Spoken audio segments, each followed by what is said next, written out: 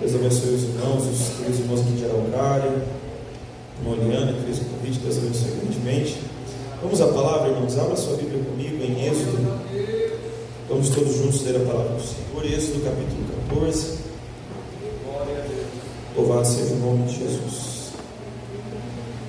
Êxodo capítulo 14. Nós vamos ler dois versículos, o 15 e o 16. Quem encontrou diz amém. Amém. Êxodo capítulo 14, versículos 15 e 16. Todos encontraram? Amém. Diz assim a palavra do Senhor. Então disse o Senhor a Moisés: por que clamas a mim? Dize aos filhos de Israel que marchem. E tu levanta a vara e estende a tua mão sobre o mar e fende-o, para que os filhos de Israel passem pelo meio do mar em seco. Amém? Amém. Vamos ler mais uma vez o versículo 15 apenas. Então disse o Senhor a Moisés: por que clamas a mim? Dize aos filhos de Israel que marchem. Levante suas mãos ao céu. Senhor Deus e Pai, estamos mais uma vez reunidos, Senhor, em Teu santo nome, em Tua presença, diante da Tua palavra. E nós pedimos, ó Pai querido, que pelo poder da Tua palavra, Senhor, Teu nome seja glorificado aqui esta noite. Abra nossa mente, abra nosso entendimento, abra nosso coração. Nós queremos ouvir a Tua voz, ó Pai. Fale conosco pelo poder do Teu Espírito Santo. Em nome de Jesus, amém. Podem se sentar, irmãos. Louve Jesus com palmas.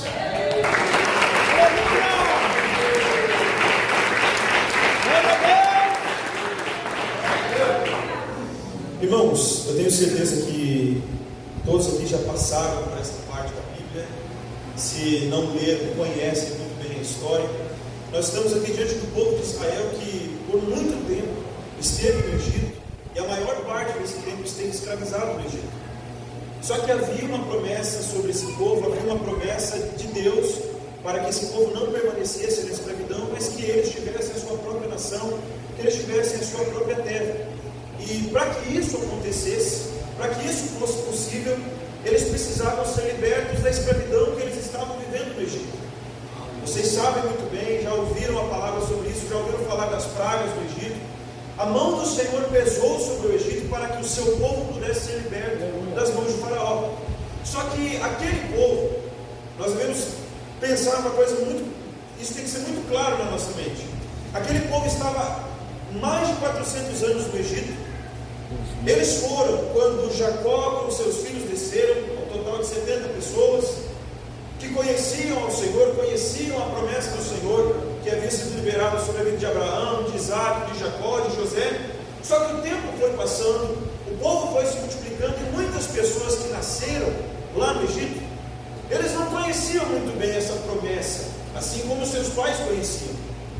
Eles ouviam falar da promessa que Deus tinha para o povo, eles ouviam falar da promessa que Deus tinha para a nação de Israel, mas eles mesmos não conheciam o Senhor como seus pais conheciam. E isso nós estamos falando de 400 anos. Quantas gerações passaram?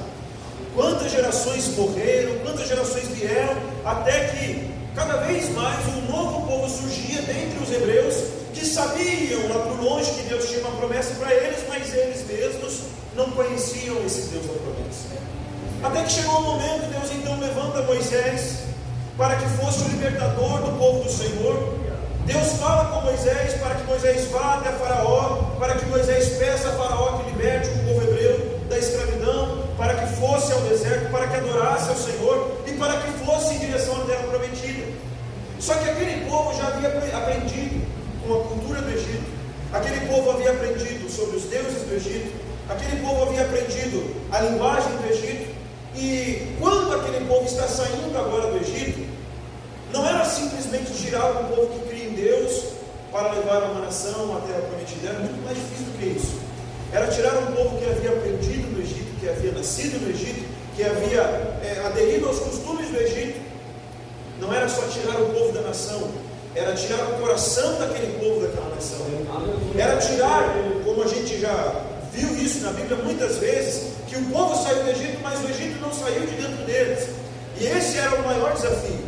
E agora esse povo que já havia experimentado os milagres do Senhor, que que já havia presenciado muitas maravilhas de Deus no Egito para livrá-los das mãos de Faraó. Agora eles estão pensando que talvez todo o problema já tinha sido resolvido, estão caminhando em direção à terra prometida, até que se deparam com um obstáculo muito grande.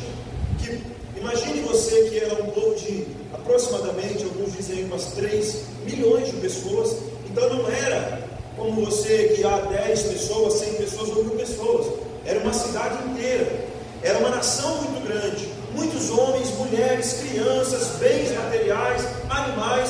Tudo isso está sendo levado, liderado por Moisés, liderado por Arão, que estava junto com Moisés, e agora eles se deparam com um obstáculo muito grande, que até então provavelmente eles pensavam que não teriam mais problemas. Eles estão diante do mar, o Mar Vermelho, que era a divisão entre eles estarem no Egito e eles estarem um pouco mais distantes do Egito e mais perto da terra prometida. Só que o problema, meus amados, é que a questão geográfica ali não era o maior problema, não era a maior questão. O fato de haver um mar ali era apenas um detalhe. O maior problema, na verdade, estava no coração daquele povo. O maior obstáculo, na verdade, estava dentro do coração daquele povo, não estava diante deles. E quando eles olhavam para trás, o faraó tinha se endurecido mais ainda, tinha pensado que tinha feito uma loucura, e estava indo com muitos carros, muitos cavalos, muitos cavaleiros, para pelo menos matar aquele povo. À frente, o mar, nas laterais não tinha para onde fugir, e atrás o faraó perseguindo mais uma vez aquele povo. E aí nós estamos então diante do texto que nós acabamos de ler. O povo está vindo, fugindo de Faraó, e eles se deparam com esses obstáculos. E quando nós olhamos esse texto, nós aprendemos algumas coisas para a nossa vida, para a nossa caminhada de fé. E quando eu estava lendo esse texto, e quando o Senhor colocou essa mensagem no meu coração, uma coisa soou na minha mente, e é isso que o Senhor tem para nós aqui hoje. O que nós devemos fazer quando a situação fica difícil? Qual deve ser a nossa postura quando as coisas não vão bem como nós esperávamos? Quando a situação está difícil, muito diferente daquilo que nós havíamos planejado, ou pelo menos daquilo que nós esperávamos que Deus fosse fazer.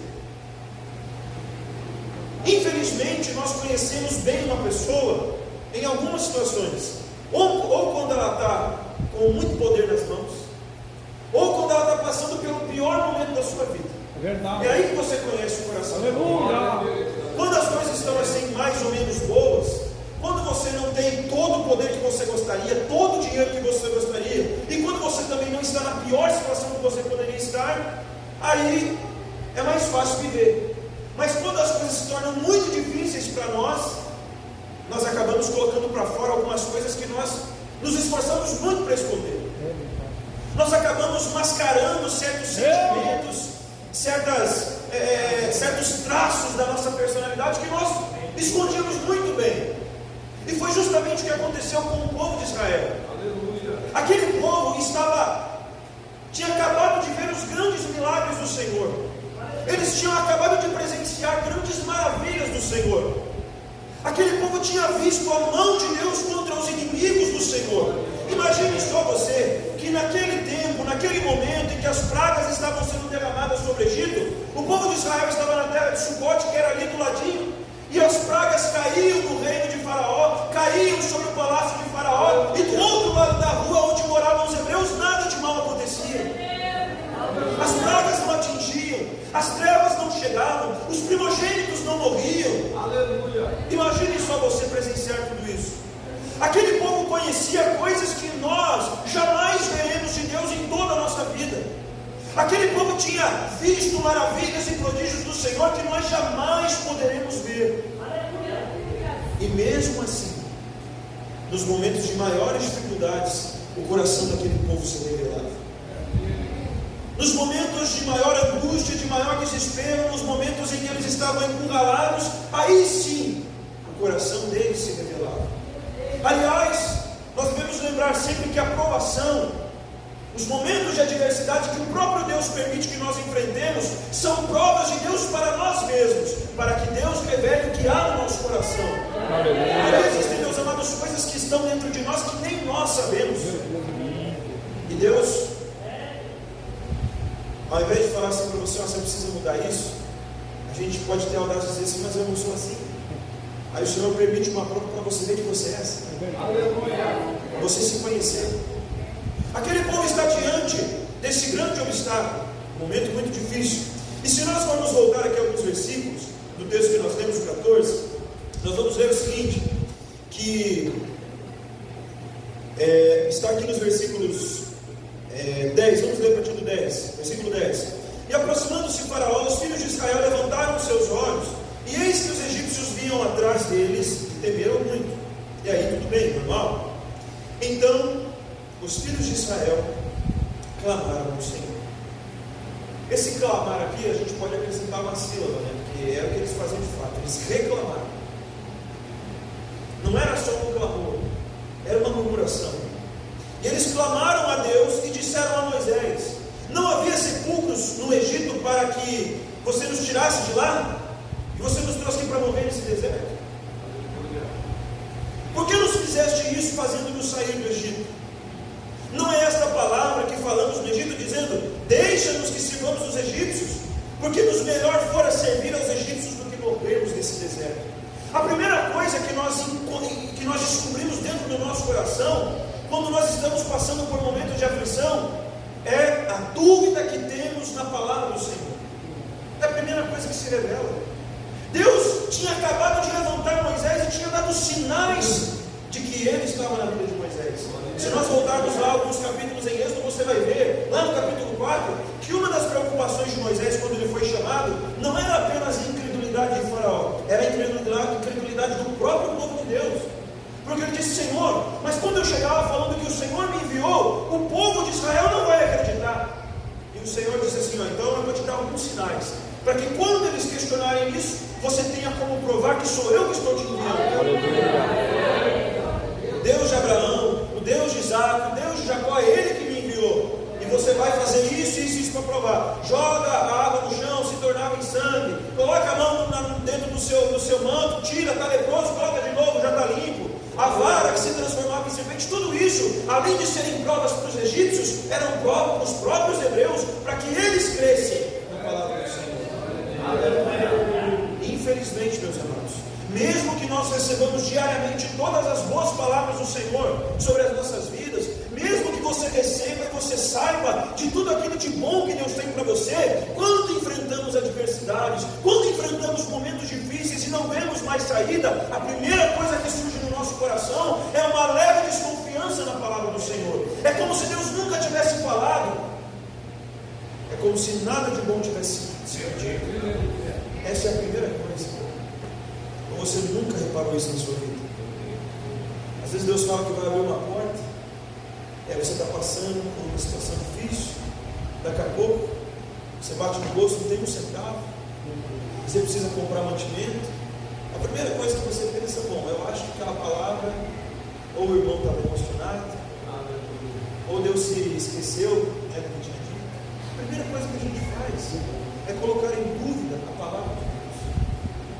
O povo viu milagres, o povo viu maravilhas, e mesmo assim, eles ainda preferiam ficar na escravidão. Mesmo assim, eles preferiam ficar no sofrimento, eles preferiam ficar no local onde eles eram maltratados, onde eles eram tidos como inimigos, como um povo que não tinha valor nenhum, muito pelo contrário. Eles preferiam estar lá do que estar no lugar onde havia pelo menos uma palavra de Deus sobre a vida deles. Se nós não tivermos cuidado, as aflições muitas vezes nos fazem retroceder, elas nos fazem desejar coisas que nós tínhamos antes longe do Senhor.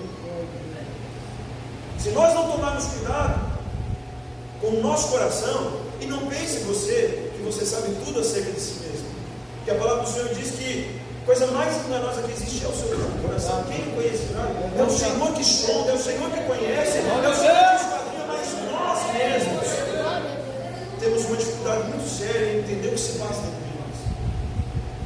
E eu não estou pregando isso para que você entre em crise existencial, não é por isso, mas é para nós entendermos que se a nossa confiança não estiver no Senhor, nós não podemos confiar em nada além dele mesmo, nem no nosso coração. Aquele povo colocou em dúvida a palavra do Senhor, e o momento de aflição fez eles desejarem o mal menor. O que era melhor? Se fosse você, é melhor você morrer como escravo no local da sua escravidão, ou você morrer num deserto, porque você está sendo obediente à voz do Senhor? O que você preferiria? Infelizmente, muitas vezes nós preferimos não passar pela tribulação, nós preferimos não passar pela adversidade, nós preferimos não passar por momentos difíceis, e preferimos sim viver uma vida tranquila, uma vida sossegada, mas uma vida distante dos propósitos do Senhor para nós. E vamos concluir aqui que é muito mais fácil viver assim. É muito mais fácil você viver distante do propósito de Deus para a sua vida, desde que isso não te traga problemas, desde que isso não te traga dor de cabeça. Nós preferimos uma vida tranquila, uma vida sossegada, uma vida quieta, mesmo que seja uma vida distante do Senhor. Quanto menos problemas, melhor.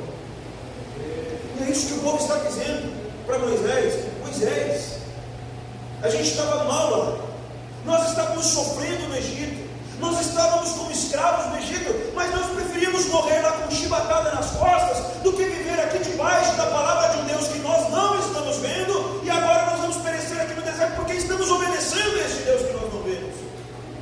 E essa, meus amados, é uma escolha muito séria que você precisa fazer na sua vida. Se você decidir obedecer à vontade do Senhor para a sua vida, se você escolher seguir os propósitos de Deus para a sua vida, saiba que você enfrentará momentos muito difíceis, que talvez você não enfrentaria, que talvez distante da vontade do Senhor você jamais passaria. Aliás, é isso mesmo que Jesus ensinou. Se você quiser me seguir, você deve negar-se a cada dia, você deve negar-se a si mesmo, você deve tomar a sua cruz e você deve me seguir. Quando algumas pessoas chegaram até Jesus dizendo: Senhor, nós queremos te seguir, Jesus dizia assim: olha, as raposas têm os seus covis, os passarinhos têm onde dormir, mas o Filho do Homem não tem onde repousar a sua cabeça. Se você quer ser meu discípulo, você irá passar por sofrimentos, por adversidades, por aflições. Esse é o caminho. Meus amados, a realidade que nós não podemos nos esquecer é que seguir a vontade do Senhor, é que andar na direção do Senhor trará sobre nós o sofrimento, trará sobre nós junto a cruz. É algo que nós não podemos deixar de lado. Não tem uma opção mais leve. O combo é completo, inegociável.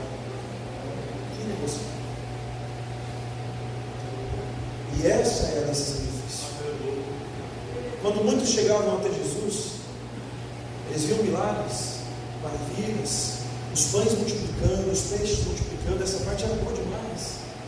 Mas quando Jesus começou a dizer palavras que iam de encontro aos interesses humanos, palavras que demonstravam como era perigoso viver para si mesmo, palavras que ensinavam sobre renúncia, palavras que ensinavam sobre abnegação, sobre negar-se a si mesmo, sobre carregar uma cruz, palavras que falavam sobre a vida eterna, palavras que mostravam como esse mundo um dia acabará e nada daqui nos aproveitará. As pessoas começaram a ir embora dizendo que aquele discurso era muito difícil de ouvir. E é por isso que nós temos essa escolha. E eu prefiro que você tome essa decisão sem ser enganado. Obedecer à vontade do Senhor nunca será prejuízo, mas não significa que vai ser sempre tudo muito bom. Nós passaremos por adversidades. Aquele povo estava debaixo da direção de Deus, e isso é uma coisa que traz embaraço para muitos de nós às vezes. Nós pensamos: bom, já que eu estou fazendo a vontade do Senhor, já que eu estou obedecendo a voz do Senhor, já que eu estou sendo fiel àquilo que Deus está me mandando, então os meus caminhos se abrirão, a minha vida prosperará, tudo irá bem. E isso não é verdade.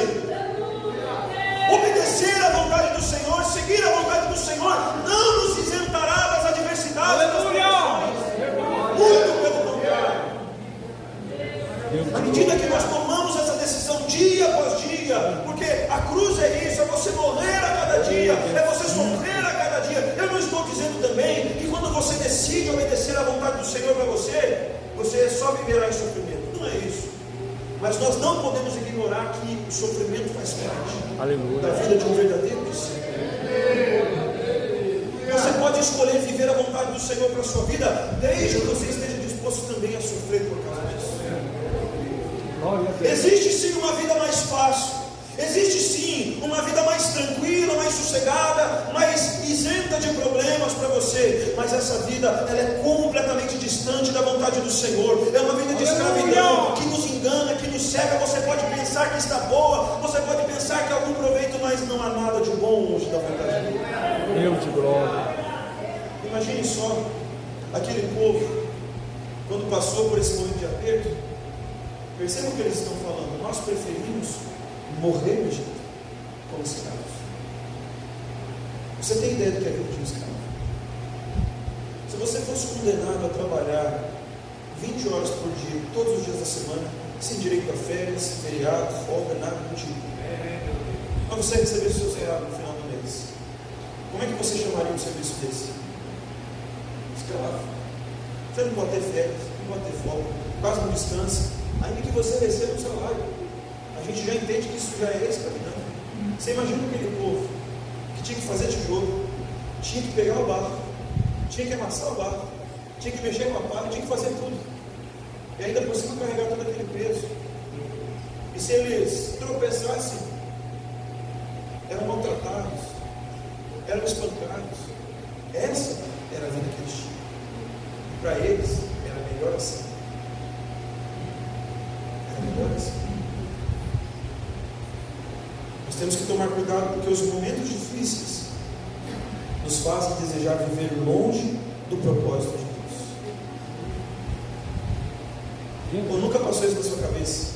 Quando você está lá seguindo a vontade do Senhor, você sabe o que Deus quer de você, e você se esforça para fazer a vontade dele, e as provas começam a chegar, as aflições começam a chegar, as adversidades começam a chegar, e você pensa assim: meu Deus do céu, se eu tivesse optado por um caminho mais fácil, eu estaria vivendo isso. Você nunca pensou isso? Se você nunca pensou isso, eu acho que você nunca foi provado. Porque todo mundo que já foi provado por Deus, pelo menos, mesmo que você não alimente esse pensamento, mas pelo menos um flash na cabeça passa. Podia ser diferente. Podia ser diferente. Essa é a primeira coisa. Continuando. Moisés, versículo 13: porém disse ao povo: não temam, estejam quietos e vejam o livramento do Senhor que hoje vos fará, porque aos egípcios que hoje vistes, nunca mais vocês os verão. O Senhor pelejará por vós e vós vos calareis. Um outro perigo muito grande que nós enfrentamos nos momentos de adversidade é a nossa boca, que é muito rápida em falar, rápida mais do que o nosso pensamento. Porque se a gente for parar para pensar certas coisas, a gente não fala. E você sabe qual foi o maior pecado do povo de Israel? Claro que você sabe. Foi o pecado da murmuração. Murmurar não é só você se queixar de estar passando por um momento difícil. Não é você olhar para Deus e falar assim: Senhor, me tira desse sofrimento. Não é isso, não é murmuração. Isso é um pedido de ajuda. Murmuração é quando nós olhamos para Deus e o culpamos pela rebeldia que há no nosso coração, porque nós sabemos que quando somos provados, quando somos atingidos por adversidades, é porque na verdade Deus quer trabalhar em nosso coração. E quando nós não aceitamos isso, quando nós olhamos para Deus e dizemos assim: Senhor, eu não quero que o Senhor mude a minha vida, eu não quero que o Senhor trabalhe a minha vida, o Senhor está fazendo tudo errado. Isso é murmuração. É quando nós colocamos em dúvida a soberania e a sabedoria do Senhor sobre a nossa vida. O nosso problema é que nós olhamos como o povo de Israel. Eles olhavam para trás, o faraó estava vindo, olhavam para frente, o mar vermelho que não tinha como passar, nem que fosse a nada. E eles só conseguiam ver os problemas. Quando nós olhamos para as adversidades que enfrentamos e só olhamos o problema em si, eu tenho uma triste notícia para você. Você está fadado a sofrer para sempre. E você só consegue ver o problema. Nós temos que entender que quando somos provados, quando passamos por adversidades, aleluia, você não tem que orar para Deus fazer você passar por aquilo. Você não tem que orar para a aprovação acabar. Você tem que buscar entender o que Deus quer mudar dentro do seu coração. aleluia. Você tem que entender o que Deus quer fazer na sua vida. Glória a Deus. O que é que Deus quer transformar na sua vida? Glória a Deus. Porque se a aprovação ela não promover algo de bom em nós, ela não trazer alguma transformação sim, sofrimento sem causa, mas nunca existirá um sofrimento sem propósito. Nunca. Se você está sofrendo, pode ser que você não pecou para atrair aquilo, pode ser que você não cometeu um erro, pode ser que você não tomou uma má decisão para estar sofrendo daquele jeito, mas com certeza, se você está sofrendo, Deus quer trabalhar com isso. Aleluia. Tudo aquilo que aquele povo passou, irmãos, o Senhor não poderia simplesmente colocar a mão no faraó, tocar no coração dele, adiantar a praga, começar de trás para frente, quebrantar o coração dele de uma vez, tirar aquele povo do Egito de uma vez, sem trazer nenhum transtorno. Poderia ou não poderia? É claro que sim. Mas aquelas pragas não foram apenas para humilhar o Egito, foram para tocar no coração daquele povo, porque quando aquele povo se esquecia do Senhor, a mensagem era: lembre-se do Senhor que tirou vocês do Egito com mão forte, lembre-se dos milagres que Ele operou no Egito, lembre-se do que Deus fez com o Egito, lembre-se do mar que se abriu, lembre-se disso. O propósito era fazer aquele povo se humilhar também, era trabalhar no coração daquele povo para que eles conhecessem o Deus que eles serviam. Não era só para bagunçar o Egito. Inclusive, depois aquilo nunca mais se levantou. Nunca mais foi a nação poderosa que foi. O Senhor pretendia trabalhar no coração de um povo cujo coração era obstinado, um coração endurecido, como diz a palavra, de dura cerviz, que não se dobravam, que não se humilhavam, que não se inclinavam e pensavam saber mais do que Deus. Esse é o risco que nós corremos quando passamos por problemas, é abrir a nossa boca para reclamar com Deus, como se Deus não soubesse o que está fazendo. O povo estava dizendo assim: Moisés, você nos tirou de lá para morrer aqui. É como se Deus dissesse: oh, vocês não sabem o que eu vou fazer, vocês não têm ideia de qual é o meu plano, vocês não têm noção daquilo que vai acontecer daqui em diante, vocês não têm ideia das maravilhas que eu irei operar na nação, no povo de Israel, vocês não fazem ideia, porque ao invés de reclamar, vocês não pedem para que eu lhes mostre o que eu irei fazer. Mas nós somos rápidos demais em falar. E a palavra falada uma vez é como uma flecha lançada, ela não volta para nós. Ela não volta. Tem duas coisas que não voltam. Esse é o ensinamento da palavra, a flecha e a palavra. Tenta buscar para ver. Saiu, já era. E nós somos muito rápidos em reclamar. É interessante porque o salmista vai dizer nos salmos, que inclusive até o mundo que nós cantamos, que diante dele eu apresento a minha queixa, reclamação. E saiba que Deus não se importa de ouvir quando você está transtornado, quando você está abatido, quando você já não aguenta mais, você fala assim: Senhor, eu não aguento mais, e por que minha vida é assim? Deus entende tudo isso. Claro que Ele entende. Se a gente consegue parar para escutar uma pessoa reclamando o tempo todo, a gente consegue ouvir e não censurar essa pessoa, você imagina se Deus não consegue. Claro que Ele consegue. Mas existe algo que Deus abomina, que é quando nós murmuramos. É quando nós olhamos para Deus e dizemos assim: Senhor, o Senhor se engana dessa vez. Dessa vez, eu acho que o negócio sai do controle. Eu acho que nem Deus me tira dessa. Você se lembra que quando Jó estava sendo provado por Deus, passando pela pior crise da sua vida, que eu não sei se tem alguém aqui entre nós que já passou por isso, mas ele perdeu todos os filhos. Perder um já é muito difícil. Imagina perder todos, que eram muitos, 10. Perder todos os filhos, ainda pior, né? De uma vez. Você vai morrendo aos poucos, a pessoa vai se acostumando, né? Vai se calejando. Morreram todos de uma vez. Ele perdeu toda a sua riqueza, perdeu todos os seus bens. Os únicos servos que sobraram só traziam notícia ruim. Ele perdeu a sua saúde. E pode falar mal do que quiser da mulher dele, mas foi a única que sobrou para ele, foi a mulher dele, que naquele momento ainda não era uma esposa abençoadora. Assim: rapaz, olha, o dano que você está sofrendo aí é melhor você falar mal de sua Deus de uma vez e morre logo, acaba com isso tudo, já que sua vida está uma miséria só. Acaba de completar, né, a miséria e amaldiçoa Deus, morre, acabou o seu problema. Só isso que sobrou para Jó. E Jó era um homem que se orgulhava. Quando você vai ler o livro de Jó,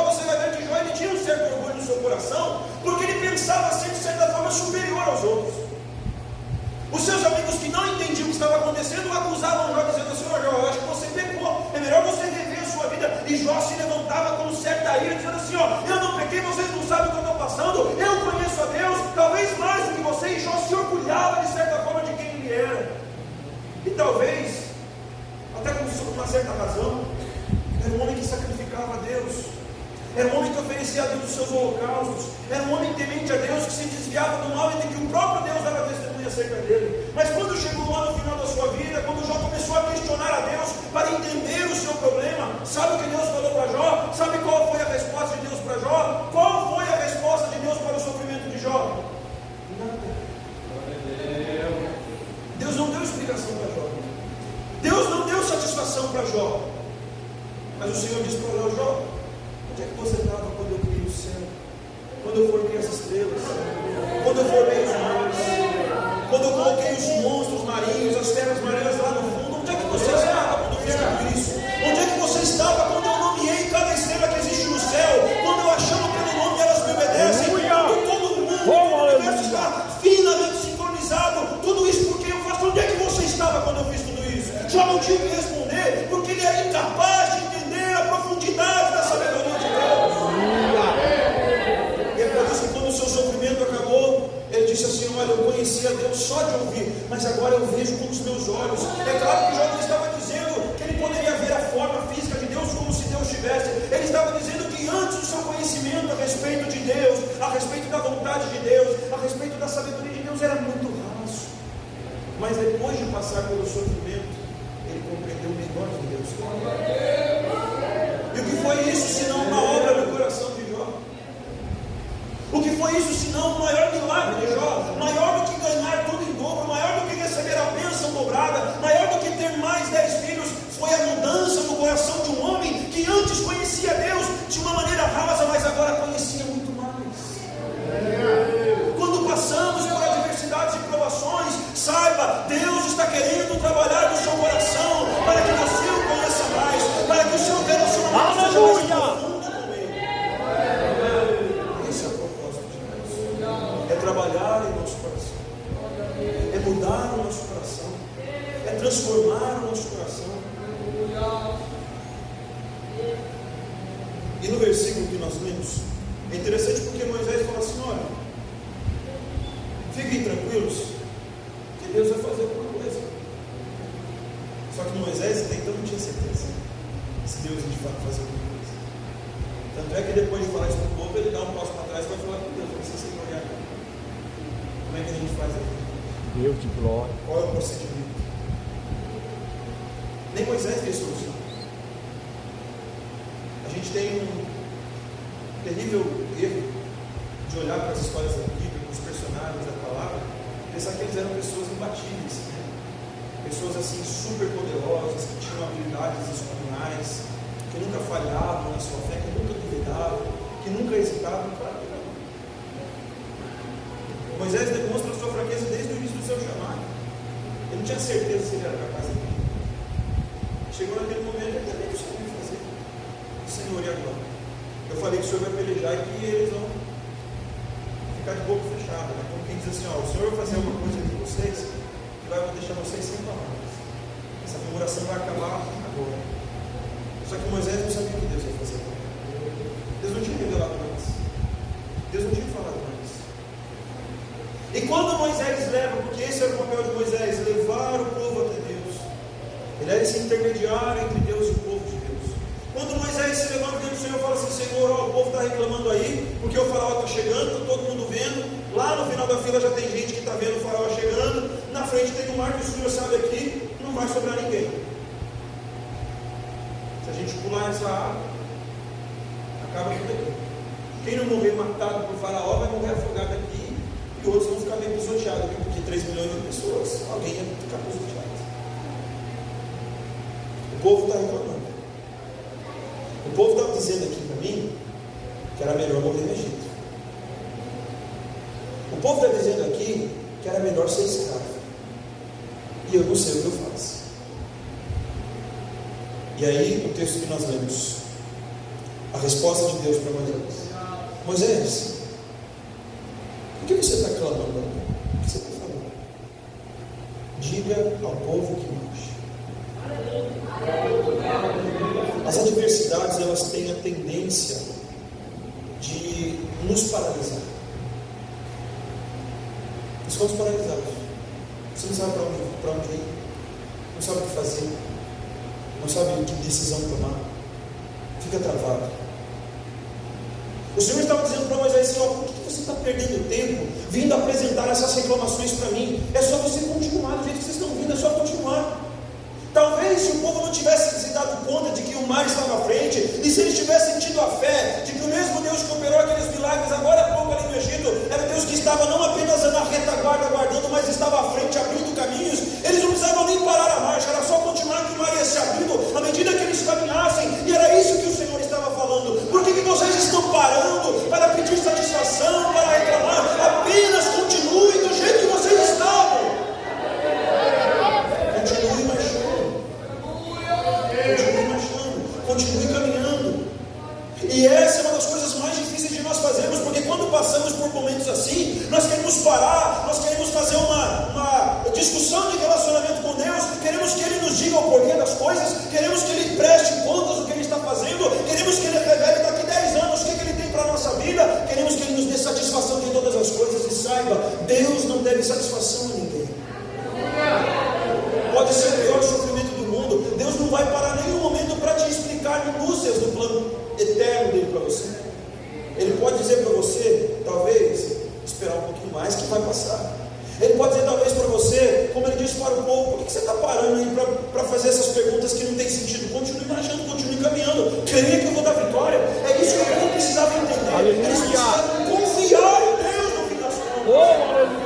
Eles precisavam crer que Deus faria alguma coisa, que Deus pelejaria por eles. É isso que Moisés avisou eles: olha, Deus vai pelejar por vocês, Deus vai guerrear por vocês. Aleluia. Por que você está parando pedindo satisfação? Você já parou para pensar quanto tempo nós perdemos quando nós, irmãos, a gente faz campanha de jejum, de oração de madrugada, vigília, só para Deus dizer o porquê das coisas, para Deus dar uma explicação. Ao invés de, sabe o que a gente deveria fazer? Senhor, eu estou sendo provado, eu não entendo muita coisa da minha provação, eu sei que alguma coisa em mim o Senhor quer mudar, me mostra o que é para ser mudado, muda, transforma, porque daí eu chego do outro lado, aí a aprovação acaba.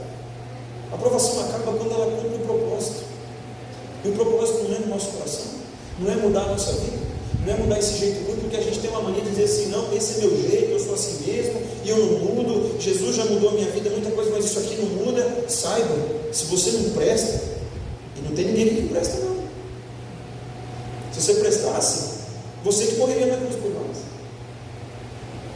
Não tem ninguém bom bastante, não tem ninguém que não precisa ser mudado um pouquinho, não tem ninguém cujo coração é tão bom, tão perfeito, cujo comportamento é impecável, que você não precise ser tocado por Deus. Não tem ninguém assim. Então, se você está passando por problemas, por dificuldades, por adversidades, o Senhor deseja mudar algo em você precisa entender isso.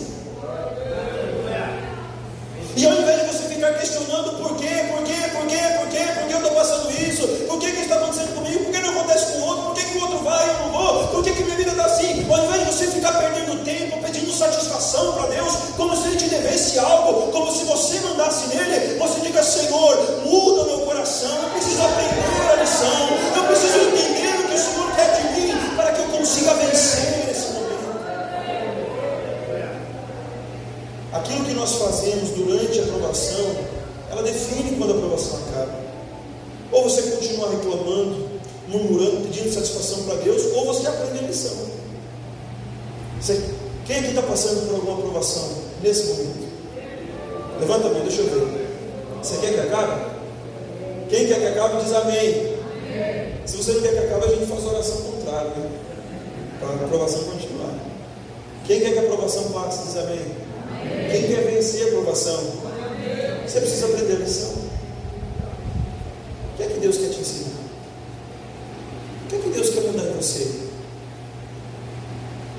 Aí a gente passa por provação, a gente quer arrumar culpado. O povo, uma hora, culpava Moisés, o homem de Deus. Depois, culpava os seus próprios irmãos. Esse povo aqui, meu colega aqui, não presta muito, nós estamos passando por isso.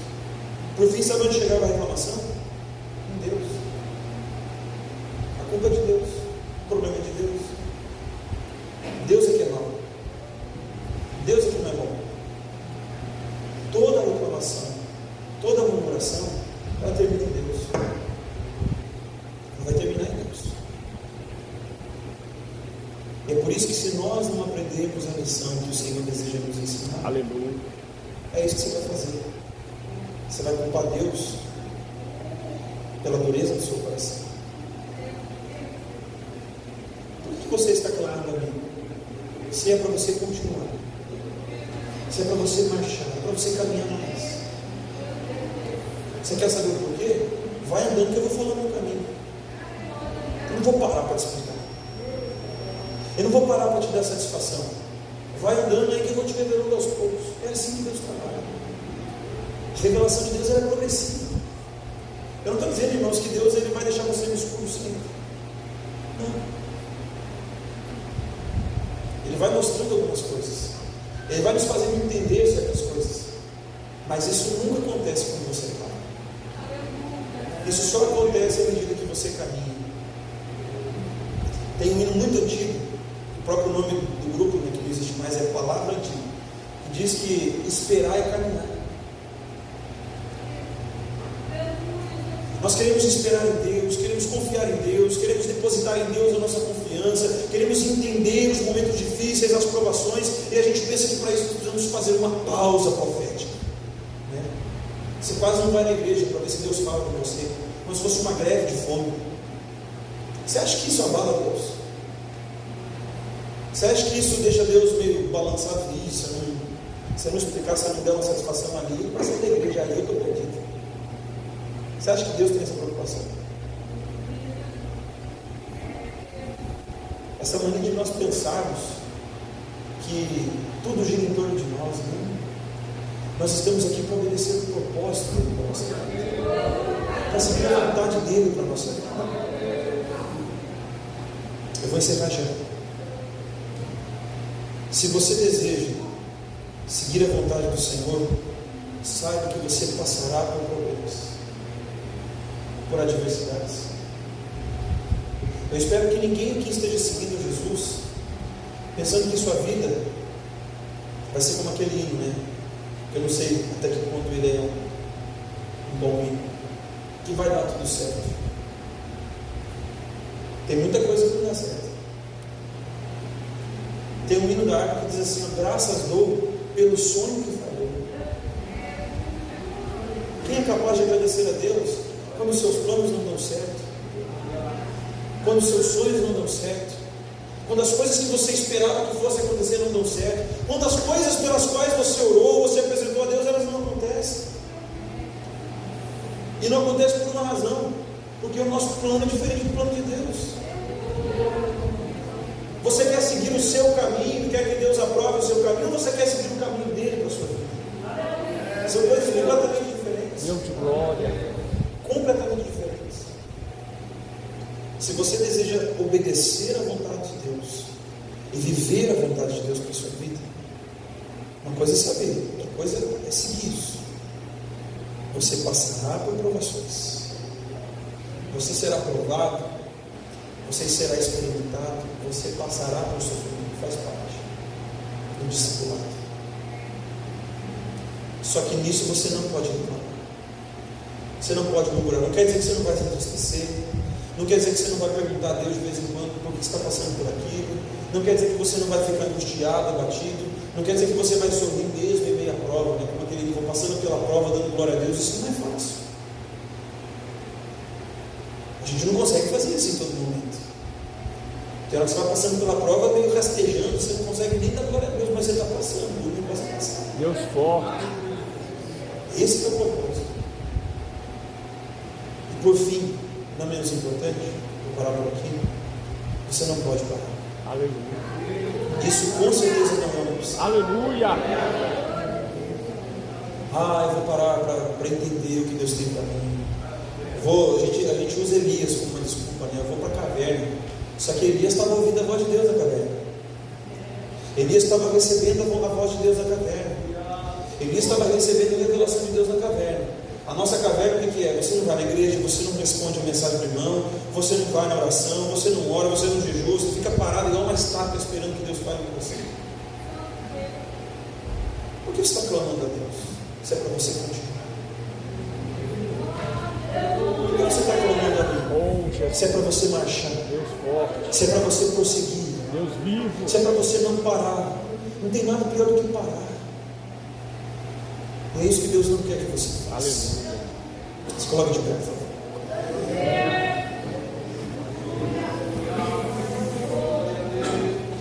Eu sei, meus amados, que há muitos desses momentos que nós não entendemos muita coisa. A gente não compreende tudo até certo momento. E eu acredito que a gente só vai compreender mesmo a aprovação só quando ela acaba. Só depois que termina. Porque aí você vai olhar para trás e você vai fazer um balanço. O que mudou? O que melhorou? O que foi aperfeiçoado na sua vida? O que você não podia fazer que você deixou de fazer?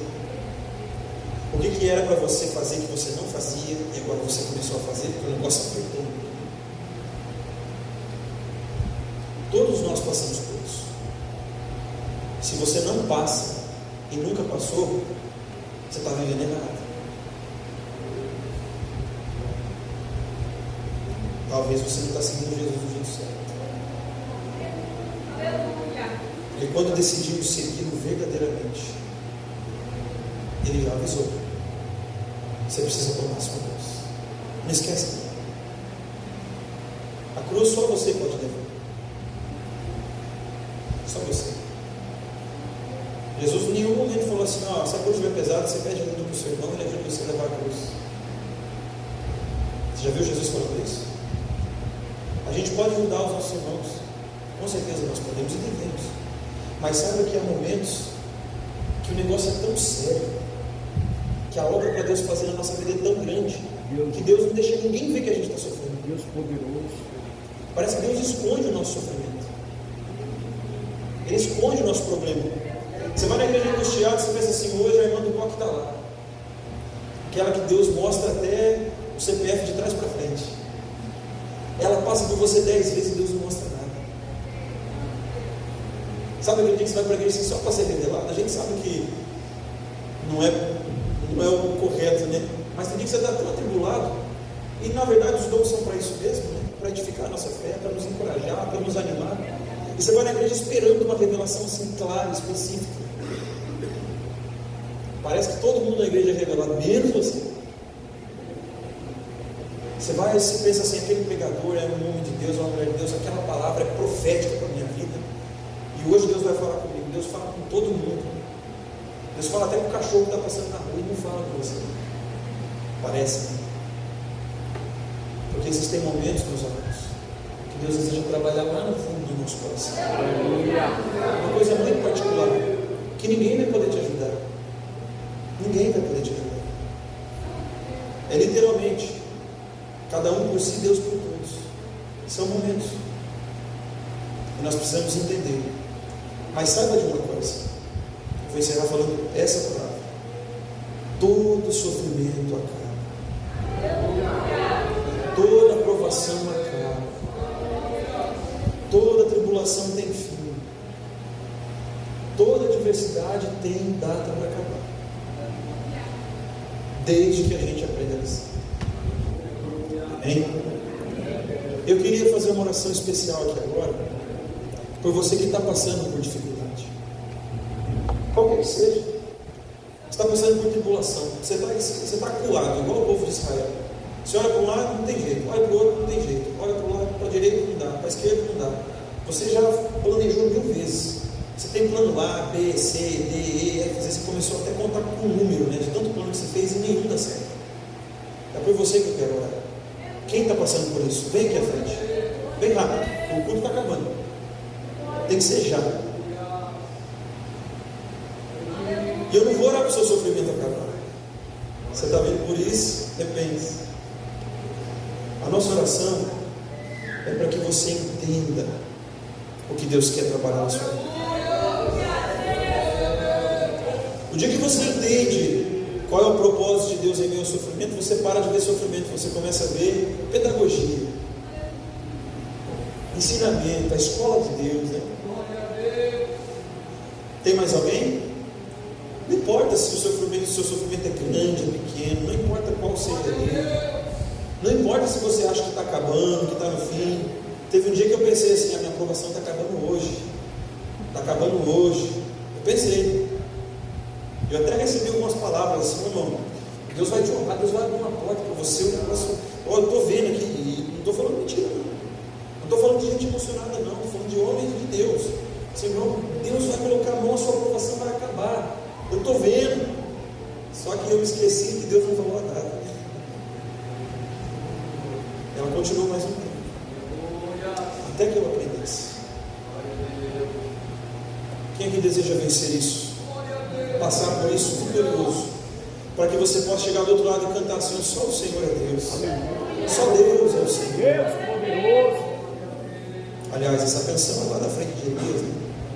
Não foi aqui que eles cantaram, mas eles cantaram com de vitória. O Senhor é o Deus Todo-Poderoso, o Deus da promessa, que colocou os carros de Faraó no mar e eles pereceram e nos deu a vitória. Tenho certeza que você cantará esse minuto, amém? E você que não está passando por nenhuma aflição, que eu entendo que se você está aí é porque você não está passando por nada, a tua vida está boa. Glória a Deus, né? Levanta a sua mão para cá e receba uma nova aprovação para a sua vida, para você crescer um pouco mais. É o hino que nós ouvimos aqui, né? Cada vez que a minha fé é provada, tu me dás a chance de crescer um pouco mais. E é isso. Se você venceu uma, talvez a sua aprovação acabou hoje, só sacode um pouco a poeira que a próxima já está na fila. Você precisa crescer mais. Mas você vai interceder para esses irmãos que estão aqui, para que o Senhor nos ajude a passar por esse momento. Senhor Deus, Pai soberano, estamos em Tua presença porque cremos, Pai, nessa palavra, cremos no Senhor, cremos no Deus que não nos desampara, que não nos abandona, que não nos deixa. Senhor Deus, eu sei que essa oração talvez não encerrará o nosso sofrimento, mas eu sei que o Senhor pode abrir o nosso entendimento para entendermos a Tua vontade, aleluia, para entendermos os Teus propósitos, para entendermos a Tua palavra. Senhor Deus, toque em nossos corações, para que nós saímos vitoriosos desse momento de adversidade. Não deixa que o nosso coração se levante contra Ti para murmurar. Senhor Deus, que o nosso coração seja obediente, temente, humilde para aprender a lição, para que o Senhor nos faça crescer em meio à adversidade. Fortaleça o nosso coração, ó Pai, para que nós possamos resistir um pouco mais. É a nossa oração no nome de Jesus. Amém. Pode voltar. Talvez, queridos irmãos, tua aprovação vá um pouco mais longe, mas peça para que Deus te mostre qual é a vontade. Amém? Presbítero Isaac com a palavra, palmas que louvam ao Senhor Jesus.